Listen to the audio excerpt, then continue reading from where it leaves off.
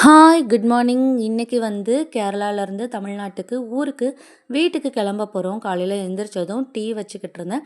என்னோட மாமியார் வீட்டில் இருந்த மிளகா செடியிலேருந்து மிளகாலாம் பறித்து தனித்தனியாக பேக் பண்ணி ஃப்ரிட்ஜில் வச்சுக்கிட்டு இருந்தாங்க. நான் காலையில் என்னோடய திங்ஸ் எல்லாம் பேக் பண்ணி எடுத்து வச்சதுக்கப்புறமா கிளம்புறதுக்கு கொஞ்சம் டைம் இருந்துச்சு. அதனால் நானும் என் ஹஸ்பண்டும் பொறுமையாக டீ போட்டு குடிச்சிக்கிட்டு இருந்தோம். எல்லாரையும் விட்டுட்டு திரும்ப ஊருக்கு போகிறது கொஞ்சம் கஷ்டமாக தான் இருக்குது. ஆனால் வேறு வழி இல்லை, லீவ் எக்ஸ்டெண்ட் பண்ண முடியாதுன்னு சொல்லிட்டாங்க. அதனால் கண்டிப்பாக கிளம்பி தான் ஆகணும். காலையில் பிரேக்ஃபாஸ்ட் சாப்பிட்டு முடித்ததுக்கப்புறமா மதியம் லஞ்சுக்கு நெய் சோறும் ஃபிஷ் ஃப்ரையும் தான் செஞ்சு கொடுத்தாங்க. நெய் சோறுக்கு ஃபிஷ் ஃப்ரை நல்லாயிருக்கும், சிக்கன் கிரேவியும் நல்லாயிருக்கும். மதியத்துக்கு நாங்கள் இன்றைக்கி நெய் சோறும் ஃபிஷ் ஃப்ரையும் தான் பேக் பண்ணி எடுத்துக்கிட்டோம்.